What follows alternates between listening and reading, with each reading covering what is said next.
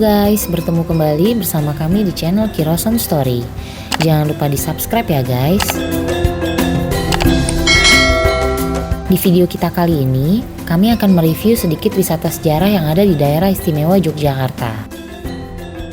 Kota ini memang sangat kental dengan kesederhanaan, sopan santun, dan adat istiadatnya. Keistimewaan lainnya adalah wilayahnya yang diperintah atau dipimpin oleh seorang raja atau sultan secara turun-temurun. Ini berbeda dengan wilayah lain yang pemimpinnya dipilih lewat pilkada.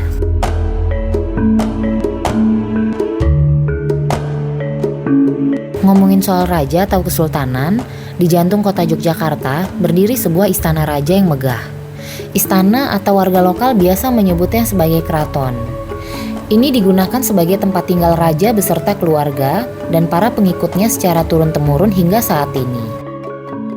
Nah, bagi kalian yang belum pernah mengunjungi tempat ini, yuk simak terus video ini ya guys. Ini dia, Keraton Kasultanan Ngayogyakarta Hadiningrat.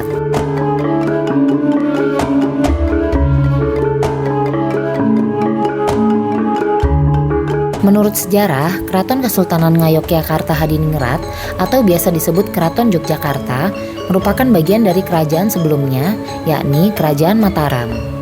Singkatnya, pasca penjajah Belanda masuk dan ingin menguasai Pulau Jawa, khususnya di bagian tengah, Belanda pun memecah Kerajaan Mataram menjadi dua bagian, melalui Perjanjian Giyanti pada tanggal 13 Maret 1755. Kedua bagian tersebut adalah Kasunanan Surakarta Hadiningrat yang berkedudukan di Surakarta, Jawa Tengah, dan Kasultanan Ngayogyakarta Hadiningrat yang berkedudukan di Yogyakarta. Dengan demikian Kerajaan Mataram pun berakhir. Kasultanan Ngayogyakarta Hadiningrat yang dipimpin oleh Pangeran Mangkubumi atau disebut Sri Sultan Hamengkubuwono I, beliau mulai membangun kompleks istana keraton ini pada tanggal 9 Oktober 1755. Pembangunan istana keraton didasarkan prinsip Memayu Hayuning Bawono yang artinya membuat dunia menjadi indah atau ayu. Singkatnya, letak Keraton Yogyakarta berada di tengah-tengah antara Gunung Merapi di utara dan Pantai Parangkusumo di laut selatan yang dihubungkan oleh Tugu Golong Gilik di utara dan Panggung Krapyak di selatan. Kelimanya seolah-olah membentuk garis lurus atau sumbu imajiner antara Pantai Parangkusumo, Panggung Krapyak, Keraton, Tugu Golong Gilik, dan Gunung Merapi.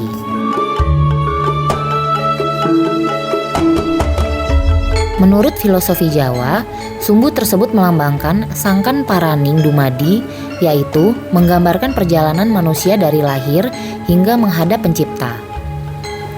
Pada tahun 2023 lalu, UNESCO menetapkan filosofi sumbu imajiner tadi sebagai warisan budaya dunia dengan nama Sumbu Filosofi Yogyakarta. Nah, setelah letak istana ditentukan, pembangunan pun berlangsung kurang lebih 1 tahun dan yang berperan sebagai arsiteknya adalah Sri Sultan Hamengkubuwono I sendiri. Pada tanggal 7 Oktober 1756, Sultan beserta keluarga dan para pengikutnya resmi menempati kompleks keraton ini. Adapun luas bangunan keraton ini adalah 14.000 meter persegi yang dibangun di atas tanah seluas 144 hektar. Salah satu aspek terpenting dari Keraton Yogyakarta adalah arsitektur megahnya yang mencerminkan keagungan dan keindahan gaya arsitektur Jawa klasik. Bangunan-bangunan di dalam kompleks keraton terbuat dari kayu jati dan batu alam, dengan detail ukiran yang halus dan ornamentasi yang indah. Setiap sudut keraton mengungkapkan keahlian tinggi para pengrajin dan kesempurnaan estetika yang memikat. Bangunan kompleks Keraton Yogyakarta terdiri dari 7 pelataran yang membentang dari alun-alun utara hingga alun-alun selatan, yang bisa kalian lihat pada infografis berikut ini. 1. Dimulai dari pelataran Pagelaran dan Siti Hinggil Lor di sisi alun-alun utara. 2. Pelataran Kamandungan Lor. 3. Pelataran Sri Manganti. 4. Pelataran Kedaton. 5. Pelataran Kemagangan. 6. Pelataran Kamandungan Kidul dan terakhir 7. Pelataran Siti Hinggil Kidul. Dari ketujuh pelataran tadi, pelataran Kedaton merupakan pelataran utama yang memiliki tataran hierarki tertinggi dan dianggap sakral dan menjadi pusat dari kawasan Keraton Yogyakarta. Jadi jangan heran kalau area ini tertutup untuk umum ya guys. Masing-masing pelataran tadi terdiri dari dua jenis bangunan, yakni bangsal dan gedong. Bangsal merupakan bangunan berupa tiang-tiang yang beratap dan tanpa menggunakan dinding, bisa dibilang mirip seperti pendopo. Sedangkan gedong merupakan bangunan yang memiliki struktur lengkap seperti tiang, dinding ruangan, dan atap. Adapun warna-warna yang digunakan untuk mempercantik keraton ini adalah hijau melambangkan kemakmuran, emas melambangkan wibawa dan kejayaan, merah melambangkan keberanian, dan putih melambangkan kesucian. Saat mengunjungi tempat ini, kita akan memasuki area pelataran Kamandungan Lor. Di area ini terdapat sebuah bangunan berwarna dominan hijau mirip pendopo yang dinamakan Bangsal Ponconiti. Bangsal ini dulu digunakan sebagai tempat pengadilan keraton untuk mereka yang melanggar hukum. Lanjut ke pelataran berikutnya adalah pelataran Sri Manganti. Di area ini terdapat dua bangunan utama yaitu Bangsal Sri Manganti dan Bangsal Trajumas. Bangsal Sri Manganti digunakan untuk mementaskan kesenian budaya Keraton Yogyakarta dan digunakan pula sebagai tempat Sultan menjamu tamu. Dan kebetulan saat kami tiba sedang ada pementasan tarian tradisional. Pementasan tari untuk menghibur wisatawan ini bisa disaksikan setiap hari Selasa sampai Minggu pukul 9 sampai 11 loh guys. Usai pertunjukan, para penari pun berfoto bersama dan kami pun gak mau ketinggalan untuk mengabadikan momen tersebut.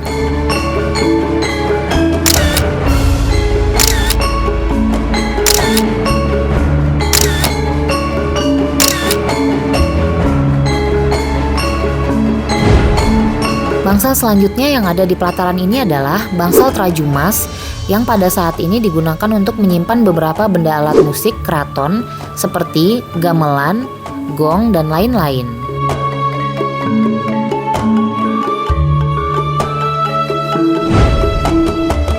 Pelataran selanjutnya adalah pelataran Kedaton. Sebelum memasuki pelataran tersebut, kita akan melewati Regol Dana Pratopo yang ditandai dengan adanya dua buah patung kembar dua rapala berwarna silver yang melambangkan penjaga pintu gerbang pelataran Kedaton.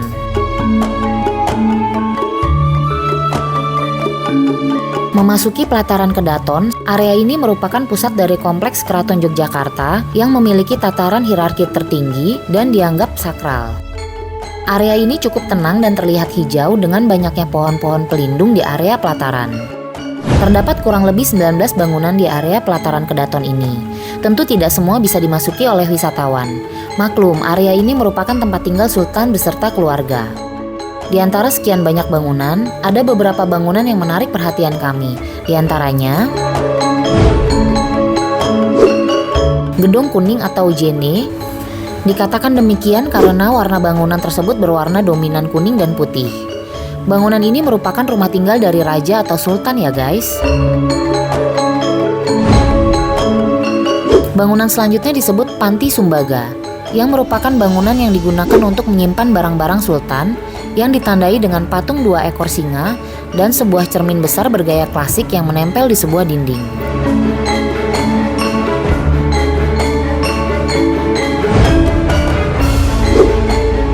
Bangsal Kencana merupakan bangunan bangsal induk yang mirip pendopo, yang digunakan untuk menyelenggarakan upacara-upacara sakral seperti upacara pengangkatan pangeran, upacara menyambut tamu agung, tempat sungkeman keluarga, kerabat, dan abdi dalam kepada sultan.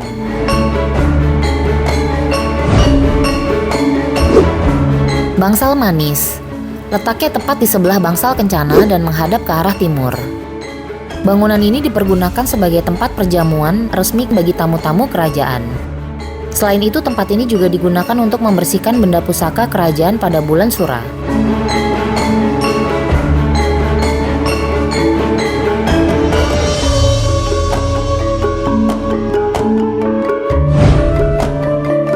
Tidak jauh dari Panti Sumbaga, terdapat Bangsal Mandalasana yang dibangun menggunakan gaya arsitektur Indis dengan bentuk segi 8 dan ornamen kaca patri.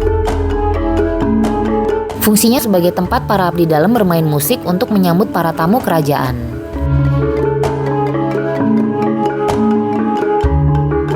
Tepat di seberang Bangsal Kencana terdapat Gedung Gongso, merupakan tempat penyimpanan alat musik pusaka kerajaan berupa perangkat gamelan.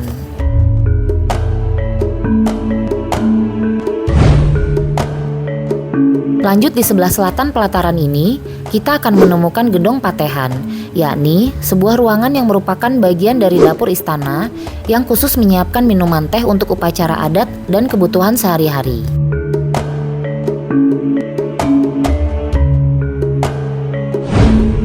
Selanjutnya, masih di area pelataran Kedaton, kita akan memasuki sebuah ruangan yang dinamakan Ruang Daur Hidup, merupakan sebuah museum yang menampilkan upacara tradisi daur hidup yang dilakukan dan dilaksanakan oleh keluarga keraton hingga saat ini.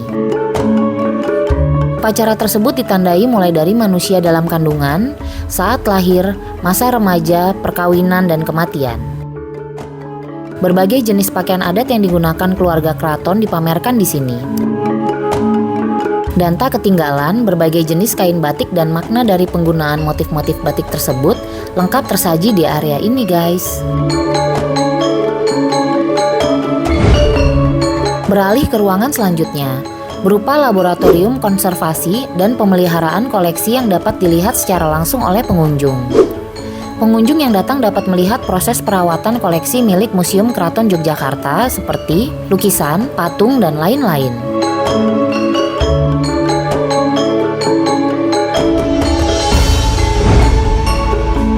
Berjalan sedikit, kita akan memasuki sebuah ruang pameran Parama Iswari yang diselenggarakan mulai tanggal 6 Oktober 2024 hingga 26 Januari 2025. Adapun koleksi yang ditampilkan adalah yang berhubungan dengan perempuan, seperti busana perang prajurit wanita keraton, gamelan Kanjeng Nyai Mari Kangen berupa gender dan siter.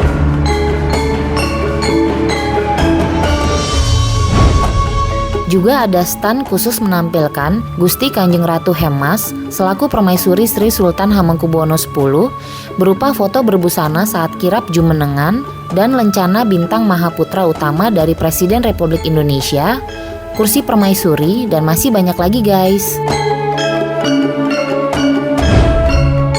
Berada di sebelah ruang pameran di sisi selatan, terdapat Gedung Kaca yang merupakan ruangan Museum Sri Sultan Hamengkubuwono IX, yakni seorang mantan wakil presiden Indonesia kedua dan pahlawan nasional.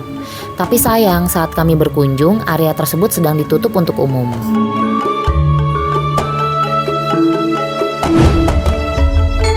Oke guys, itu tadi sedikit review kami saat mengunjungi salah satu tempat paling bersejarah di Yogyakarta. Bagi kalian yang ingin berkunjung, berikut biaya tiket masuk dan jam operasional Keraton Yogyakarta.